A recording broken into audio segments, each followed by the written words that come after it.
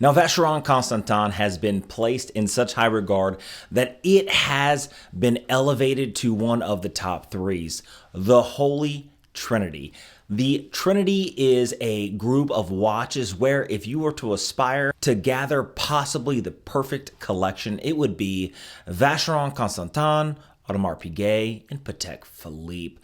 But when you don't have $30,000 plus to buy one of their watches, well, what are you to do? Now, if you like vintage racing inspired watches, the Vacheron Constantin 1921, which comes in at about $33,000, is probably unobtainable, at least to most people. So, with all that being said, if you like the aesthetic of that cockeyed 22.5 degree facing to the right dial and you want something just slightly different, maybe this alternative is just right for you. Now, this alternative, the Baltany cockeyed retro 1921, clearly gets all of its inspiration from that Vacheron Constantin, comes in at under 200 bucks. It's automatic and it looks absolutely fantastic. So let's hop right into it.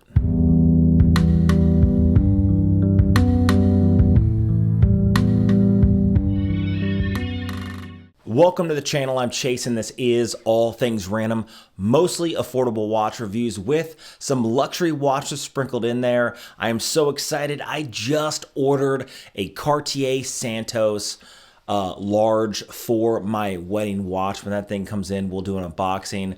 Really excited about that watch. Anyway, mostly affordable watches with some luxury watches and some random stuff sprinkled in between. It's All Things Random. It is my channel and I love bringing you guys the affordable watches because I am in no way a rich person. I am in no way a upper middle class person. I am very middle class and I love bringing you guys the alternative watches here, such as this Baltany. Now, the reason I really got into this Baltany 1921 retro cockeyed watch is because I saw a bunch of reviews done about it and I was like, is it really that good? Is it that good? Because for $169, which is what this thing starts out at, it was $194 FedEx to my house here in Alaska. And I wanted to know if it is as good as everybody's saying, because people like to talk and people get paid to talk, especially here on YouTube. And I spent my own money on this watch because I'm not going to let anybody tell me what to say. Baltany has never contacted me. I really love the look of this watch and I love the racing inspired aesthetic of the early 1900s. And that's what this watch is. This watch is a homage to that Vacheron Constantin, the 1921. Now, the reason why the 1921 looks the way it does is because when the race car driver's hand in the early 1920s and 30s is on the steering wheel, it's easier to read a watch that is at a 22.5 degree cant to the right, because when your hand is on that steering wheel, the watch face is, of course, off to the left, and they want it upright so it's easier to read. Now, today we don't time racing on Tag Heuer chronographs or these, cockeyed retro 21 Vacheron Constantin or the Baltany racing inspired watches. We don't time anything on that anymore. But back in the day, they actually did. They used to time their laps on their wristwatches. Now, wristwatches really didn't become popular to after World War I and really after World War II. But all that being said, this is a watch that after getting my hands on it, I was super excited. So I've talked already too much. Let's go ahead and dive right into the review. Now, this watch comes in a pleather pouch. Now, it's not real leather. I don't think it is because it kind of feels cheap. But that's not that bad. I like the fact that they put it in a pouch simply because it gives more options when it comes to travel. You could have a giant watch box like Rolex or Audemars Piguet or whatever, and all that's going to do, anybody who's ever owned any luxury watches knows that watch box is going in the closet, never to be seen again. So it's nice that they give you something that you can use for something like travel. So you can put your Baltany in this watch pouch, or you can buy a watch pouch from Chase Straps, my own personal watch strap company, shameless plug. Or, you could toss a watch in this, wear another watch, and now you have two watches when you're going on a trip. Really, I like the fact that they did this. It just shows that they had some forethought in thinking about your watch collection in the future. Now let's talk about the watch itself. This watch is an automatic watch. It's really difficult to come out with a watch that's an automatic watch that this specifically has a SeaGull ST1701 automatic movement. You can see that it has a subdial at the 3 o'clock position. And it's everything on this watch, I can tell you, punches way above the price point of under $200. And I say that because let's just talk about the macro shots real quick. I'm going to show you some macro shots of the dial. Now, they have two different dials. They have either the white silvery dial or they have like a salmon / champagne color dial. And I wanted the white dial simply because I feel like it's more versatile. I really lusted after the other dial, but I chose the white one because of its versatility. All that being said, look at how good the dial is done. Now, for under $200, it's really hard to believe that they did such a good job. The printing is done perfectly. Right? The subdials are done perfectly. In fact, let's just talk about the dial, then we'll talk about the watch dimensions right afterward. Now let's look at the dial. The dial has applied numeral indices all the way around. The numeral indices are applied perfectly. I couldn't find under any of the macro photography, and of course I'm using my phone and some macro lenses, and all that being said, I couldn't find anything wrong with any of the indices. And they're done quite nicely. Even the 4 at the 4 o'clock position has that little plus at the end of the 4, which is almost just like the Vacheron. It's just details like that that really do make me kind of giddy at the things that you can buy when you really do your research on the watches that are coming out. And then if you look at the subdial there at the 3 o'clock position, it has a blued hand, and the blued hand is done quite nicely. And I like the fact that the second hand is blued, but the hour and minute hand are not blued. That gives it a nice contrast in color when looking in the sunlight. You really don't notice it in the shadows and in low light conditions, but man, when the sunlight is out, that second hand just pops, and it just brings just enough color to the dial that you appreciate the artistry of what they've done. And the dial itself is simplistic. We are so used to today of dials that are covered in words, right? Like the Submariner, right, has like multiple lines of words. This thing only says Baltany. It does have a printed minute track all the way around the outside of the dial. Other than that, the applied indices, Baltany, and then the minute track printed along that second subdial. Everything is done very, very elegant.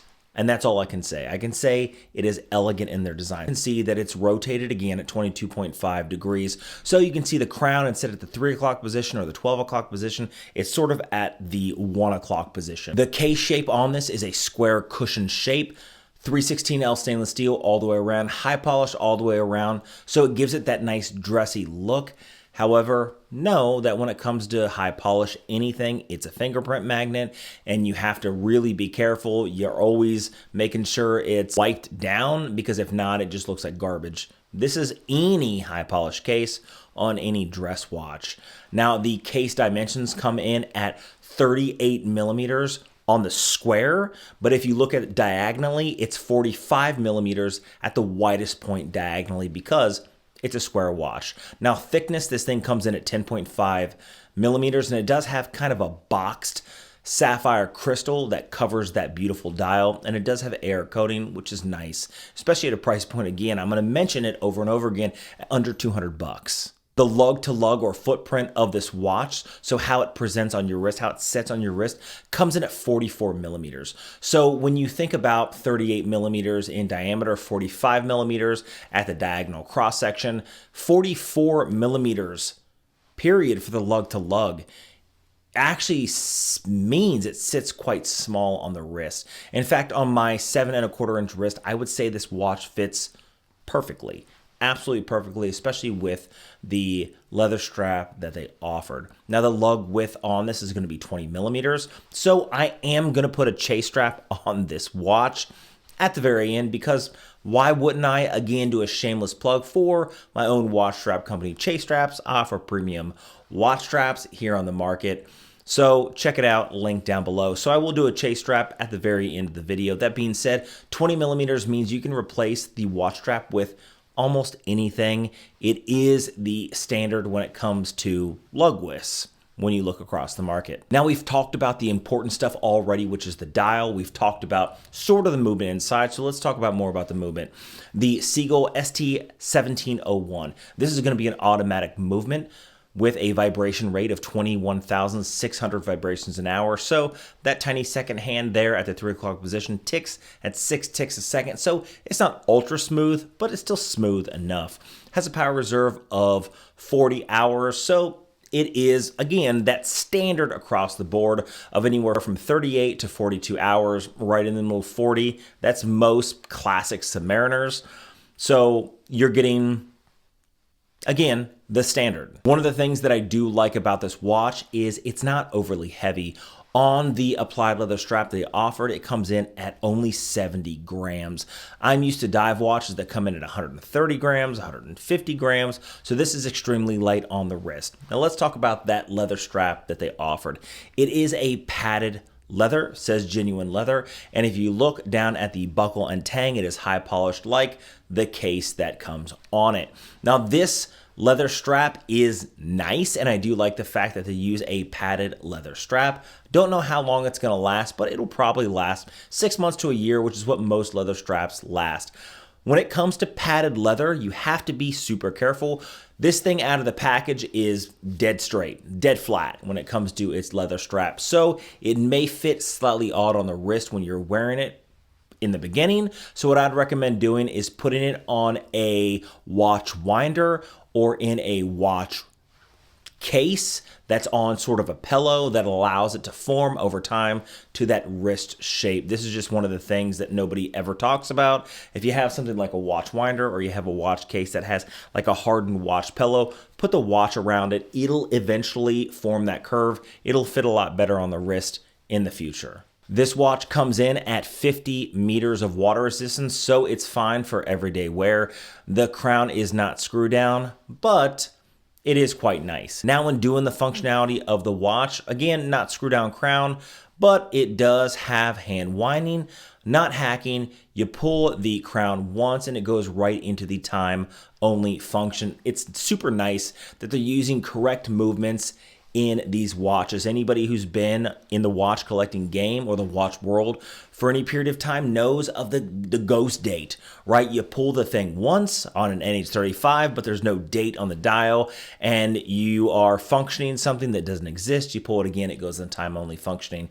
The ST1701 is a time-only movement. It's nice they're using the correct movements, and SeaGull has a lot of history and quality behind the name, so I'm happy that they use the SeaGull movement inside this watch. Now again, tossing this watch on my 7¼ inch wrist, this thing fits perfectly. One of the things that I do like about this watch is it can be dressed up and dressed down, and it is different and unique. The one thing that's great about unique watches is they tend to be conversation starters. So this watch, I know the moment someone looks down, they're going to see it's slightly off and they're going to ask, what's going on with your watch? That's very interesting. It's very unique, and you can explain that it's a homage to a vintage 1921 reissue of a racer's watch. Again, I love unique watches. This thing is going to stay in my collection for quite a long time. I can see it now. Again, dressed up or dressed down. On this leather strap that they have it on is sort of dressy. So let's stick with the brown theme and let's toss it on a vintage leather suede strap from Chase Straps. Then we'll toss it on a mocha brown Italian calf leather watch strap, again from Chase Straps. So here it is on the vintage brown suede leather strap. You can see that it does bring this thing down to where you could wear it in a t-shirt or shorts and it would fit right in. Still has that dressier look, but again, you can dress down nearly anything. This is why people put stuff like Rolex Datejusts on these suede leather straps. Now I can put it on something like this vintage Italian calf leather watch strap, the mocha brown. And again, this dresses it down a little bit, but with that dark leather, it does kind of give it a different look as opposed to the other two, which are slightly lighter brown. This is a darker brown. Guys, don't ever be afraid to change your watch straps because Watch straps and bracelets are like clothing on people. You wouldn't wear the same thing every single day. So why should your watch? Now, what do you guys think about this video? Do you think this watch is valued over $200? Do you? Because I think that this thing really can be sold at over $500 for what they're offering. I think they're offering quite a bit. Again, I just ordered it on my own, and this comes straight from them. I ordered FedEx. It was here within less than a week here in Alaska, and then I started immediately doing the macro stuff, and I was like, damn, this thing is way better than I thought, right? People look at affordable watches as Pagani design, right? Or another watch like that, and even Pagani design, though they do good, they still have quality control issues with dust and stuff like that. And this thing had none of that. It had no dust in the dial. I can't say it's almost perfect because of course nothing's going to be perfect at under $200. But I would say if it was from a 0 to a 10, 10 being the best high quality, this is a solid 7, which says a lot because there's a lot of watches that would be an 8, a 9, a 10 that are over $10,000, and this thing is under $200. Anyway, I'd love to hear your comments down below. Let me know. So excited for that Cartier Santos to come in. Man, I never thought I'd be able to get that watch, and it is on its way. Super excited about that. Anyway, if you've made it this far, hit the subscribe button. It is free. It really does help the channel. Hit the like button. Let's push this thing out to other people. Really does help the algorithm. And hit that notification bell. At 15,000 subscribers, you got to be a subscriber. You got to be making comments down below. And I will be doing a giveaway on a Tissot PRX Powermatic 80, which is over here on my desk that I will review in probably about a month when I get a little closer to 15. So you guys can get kind of a little excited. But I will be doing a video every single week, at least coming up in the future. So make sure to hit that notification bell, and I'll see you guys in the next one.